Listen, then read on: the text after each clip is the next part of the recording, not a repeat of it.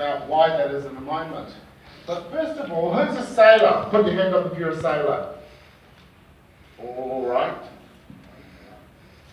I drank rum I before. went to see an accountant in Mount Eden, very, very big villa and mahogany tables and big leather chairs, and he smoked very good Cuban cigars, which the whole place kind of smelled. No sign on the door at all, no advertising. And I started to talk to him about various things, and he said, look, frankly, Ken, I'm not really interested in software. And then the conversation went on, and we started talking about tax, and he said, look, frankly, I'm not very interested in tax. And eventually, I mustered up the courage and said, look, do you mind if I ask what you are interested in? And he said, he thought about the while, and he said, sailing!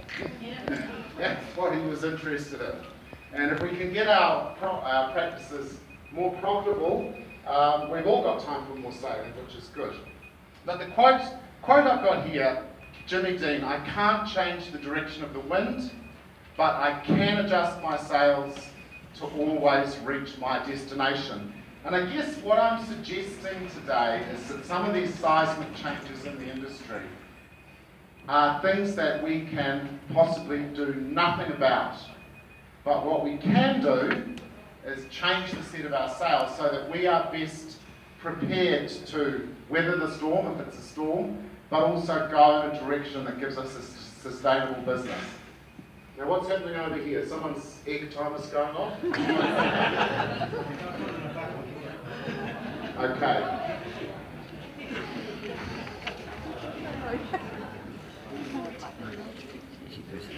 When you go looking for books on the future of the accountancy profession, there actually aren't many. I don't know, it doesn't seem to be a topic that many people write books about. But one chap who did is Rob Nixon. He wrote a book called Remaining Relevant. Can I see hands up for anyone who's read that book? Okay. Who hasn't read it but would really like to? All right. Got a copy for you. So, what's your name? Christine. Now, this is a very special copy because some books they're signed by the author. This one's actually got the good bits highlighted by the author. So this is pre-used. So this is what Rob does, and he runs a specialist business that helps accountancy firms to reinvent themselves and to change and to modernise. What he said is the accounting profession globally is being disrupted right now, and most accountants don't even know that it is happening. So I guess we'll talk about some of those trends now. I spend my professional life talking all day to owners of accountancy firms, mostly in the CBD in Auckland and in Northland. And it's funny really, because I talk to accountants all day long, but none of them have ever sent me a bill. So absolutely astonishing, that. Do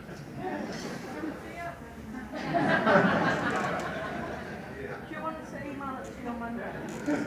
But Pauline might just be the first. So there we go.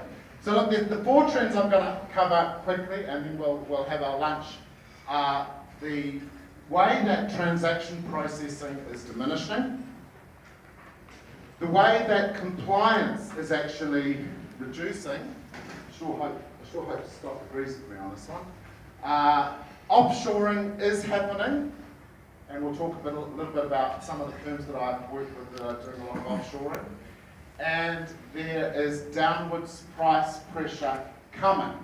Might be just starting now in some areas, but there's some serious downwards price pressure coming, in my opinion. So we'll talk about each of those four trends. Now, in the analysis that we've done at Myob on what an accountant actually does, we've kind of come to the conclusion that there's only really three things that an accountant does.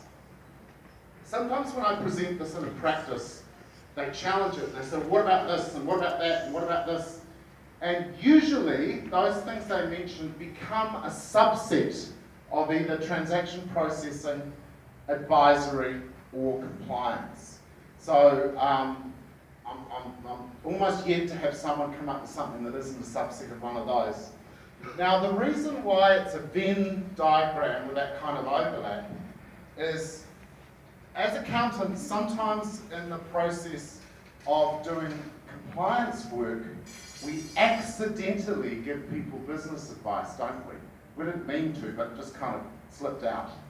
And hopefully, Pauline, you did charge for that, and at a higher rate than the compliance thing. And the same with transaction processing. So we have a holistic relationship with our customer. We don't sort of say, see me on Tuesday and we'll talk about transactions, and come back on Thursday and I'll dial up a different hourly rate and we'll do business advisory. We have a much more holistic relationship with our customers. The issue with this Venn diagram is that these two, compliance and transaction processing, are diminishing. Now, I was talking to an accountant in Kirikiri, and he told me that 15 years ago, around 40% of his time was spent doing coding and transaction processing. And nowadays, it's 10. Now, I won't say his name because I don't want to embarrass Wayne, and he's sitting over there. But he is getting a fee for that. But I think a lot of you, is that consistent with a lot of you in terms of your experience? Don't be shy, just kind of, wave that butcher's hand at me. And so why is that happening? Why is that happening? Well, it's happening because of automation. Software that can start doing the coding for us, software that can learn how to process things. In some countries, the banks are starting to do it. The banks are starting to do the transaction coding. That hasn't happened so much in New Zealand, but that's a trend in the US. And then the other thing is that transaction processing, where it can't be automated, is moving, in a lot of cases, offshore, moving to lower cost-based countries, like India or the Philippines, etc. So transaction processing is just not going to be the percentage of our work that it used to be. On the compliance side, this is diminishing also because of software, but also because in some cases the IRD or the ATO or the authorities are actually asking for less information.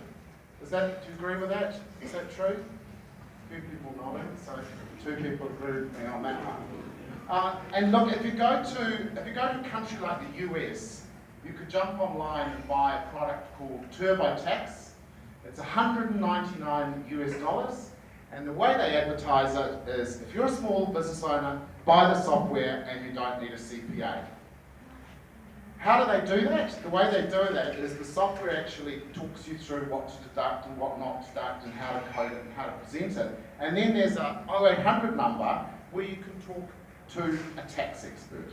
So it's a software company that's employed qualified accountants. They probably made you sign something that gets them off all sorts of liability. Don't know how they do that in America, but they'll try. And frankly, if I owned a small business in the US, I'd probably be tempted to pay that $199 and have a go, provided I wasn't too big or too complicated.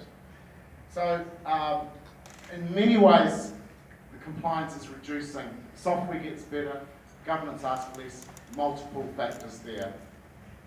And really, what that means is that making business advisory services a bigger and bigger part of our fee base is a fantastic way to future-proof your business and to mean that there will be enjoyable work and continuing income as we see this trend and as we see those 2 prongs diminish. All right, a prize. Sandy's my faithful lolly assistant, and a prize for who can tell me which country this is here. Oh, who was that? A Filipino. Are you from the Philippines?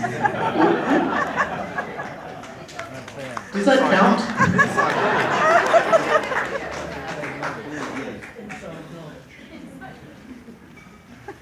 I would have so loved for a non-Filipino. Yeah, there was an answer here, but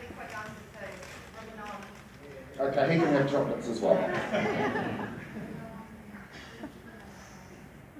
Now, the subject of outsourcing work to countries like the Philippines and India gets quite controversial because people say, well, we want to protect jobs for Kiwis and we want to improve our economy and not the economy of foreign nations. Sorry about that, but another nation, another friendly nation.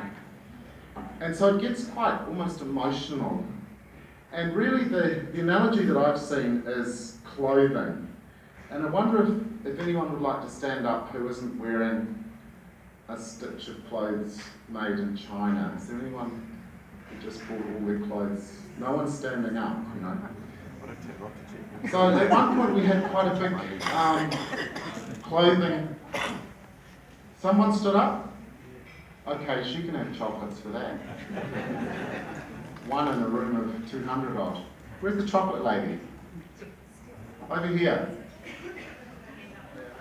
I hope it's not Trelise Cooper or Karen Walker that you're wearing, because both of those are definitely made in China. So look, the point I'm trying to make is that at one point we had a clothing industry in New Zealand, and then it went to Fiji, and now it's gone to China. And now no one really thinks about making clothes in New Zealand. There's a tiny Cambridge suits, there's a couple of ones, but by and large we've accepted the fact that our clothing will be made in China. When it comes to professional services, it's a much more recent trend. The other thing that some accountants have thought is that the offshoring is for the big guys, the Crowe, and the PwC, and those big, massive firms, and that small firms aren't doing it. Well, I've got firms with 3, 4, or 5 people that are sending enormous amounts of work offshore to be done. And one of the reasons for it is just the price. So these rates here, those are US dollar rates there. Graduate accountant, 189. Someone with a few years experience goes up to US 315. Qualified accountant, 344.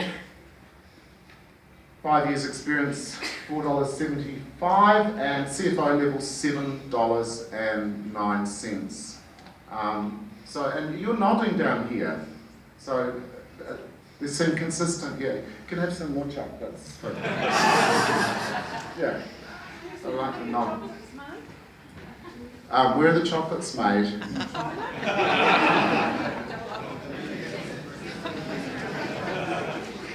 They're probably made in the Cadbury factory in Dunedin.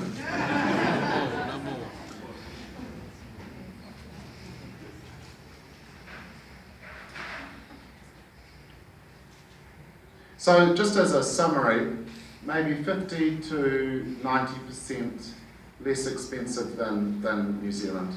And I'll tell you about a couple of firms that I'm working with. Can anybody guess this flag? Samoa.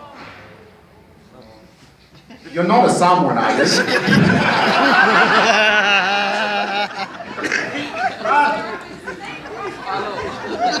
Give him the coconut flavoured chocolate.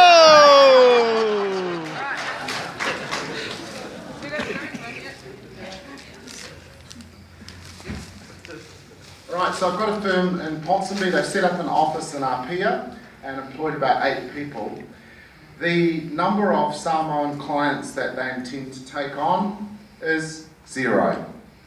And that's 0, like this 0 round.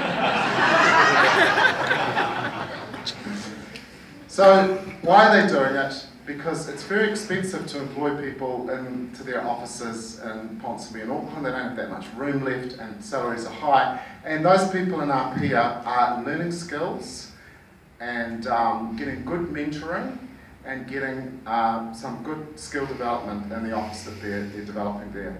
So that's one example. Tonga. I'm going to give the chocolates to this guy.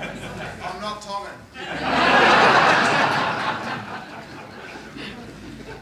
So I work with a firm in Parnell that have opened an office in Nuku'alofa, and they're doing exactly the same thing. They intend to take on no Tongan clients, but they've also got about 5 or 6 people and training them and getting them to do a lot of the lower level work. So yes, we've got software that can auto-code and learn transactions and auto-code maybe 80%, and the rest needs some work and some eyeballing and some QA going over it. So that's what they're doing. Got another firm in Auckland which has a staff of 5, and he's employed 5 people with excellent communication skills, very good bedside manner with the clients, very much on the advisory side. He said to me, Ken, I'm employing no more New Zealanders, because each of these 5 people, with more and more people behind them in the Philippines, I can scale and scale and scale my business, because their capacity, the capacity of those 5 people is enormous if they have that engine room behind them which can grow and flex up and down, because they're not employment, it's more about hourly rate for work. So that's another model that can be very effective. Now some of you at this point, oh, you've seen that. Some of you at this point are saying, well, that's not for me, you know, that's just not my style. I've got Sharon and I've got Pauline and I've got, you know, these different people working for me, and that's not my style. And what I say to some of the accountants that say, you know, we'll never do that, is sometimes I say, look, you might not be doing offshoring, but you will be affected by it. And the reason that you'll be affected by it is that too many other people not so far away from you are doing it. Can I see, just at this point, a show of hands of anyone who has outsourced work to overseas? 1, 2, 3, 4, 5, Business 6. advisory services. So just raise it a bit higher again, those hands.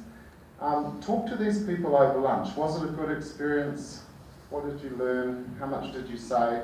I know where you send your work.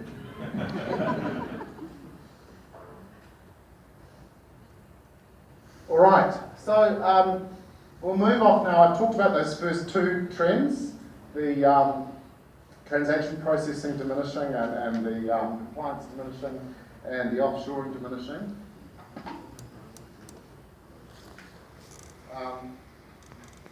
So we'll